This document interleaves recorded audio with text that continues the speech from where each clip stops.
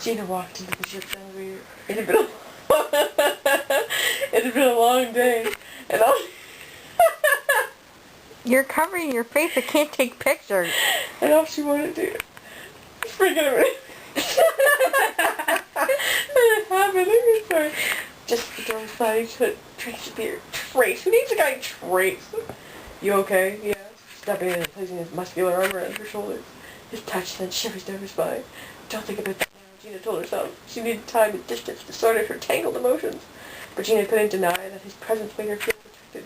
After all, she thought, looking at the outline of his broad chest and arms under her shirt, he is a Navy SEAL. The elevator doors opened, and he took her hand.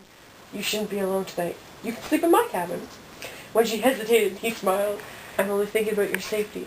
Nothing has to happen. Ever since she saw him that first day, she had imagined kissing those luscious lips.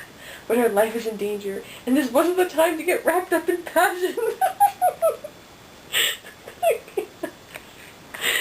Trace opened the door to his cabin and pulled her in. I'll sleep on the floor, he offered, removing his shirt and shoes.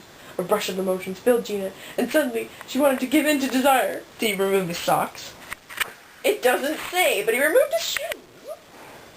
Maybe he wasn't wearing socks. If the killer got to her tomorrow, she'd make sure that her last night was spent in ecstasy, not fear. She reached for his hand. What are you doing? Trace asked, a look of surprise crossing his face.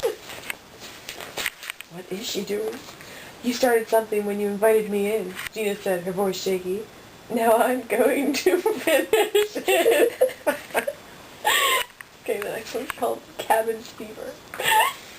What are you doing? Trace asked again, smiling this time. Making up for lost time, she tugged at the waist of his jeans. I thought he took off his things. Oh, he took off his shoes and his shirt. That's right. Don't try to talk me out of this. Feeling a little giddy. Hee-hee!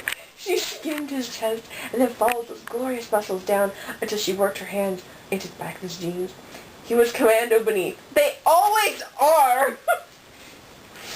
Warm muscles flexed under her touch. Soon she felt the press of his erection against her thigh. Then he gave in. He pulled off her shirt and unbuttoned her jeans, yanking them off along with her thong. Gina reached for his zipper and eased it down. I don't think a woman's ever tried to strip me before, he said. But they fantasized about it. Gina had no doubt of that. She reveled in the feel of his hands unclasping her bra. The hot friction of his erection was maddening against her. He brought his mouth over hers. You're not afraid of fast and hard? Let's see, she said, sliding his jeans down to the floor. Okay. Waves of pleasure. That's called. I'm not making this up. Tracy's hand teased Gina's ribs, her stomach, then between her legs. Slowly he found the twite that... Mr. White? Is that like a combination of tight and twat?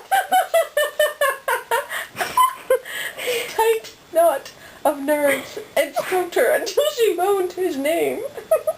He pulled away and reached into his suitcase on the floor. He took out a condom and rolled it on, then kissed Gina forcefully, passionately, anchoring her against the wall. He eased his fullness inside her. Gina bit his neck, her body urgent.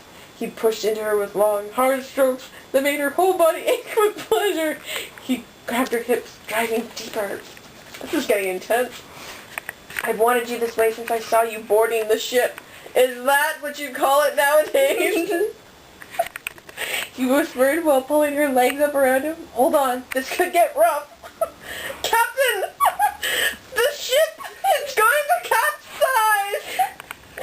Rough is fine, Gina thought, feeling the white, hot pleasure beginning to spread through her body.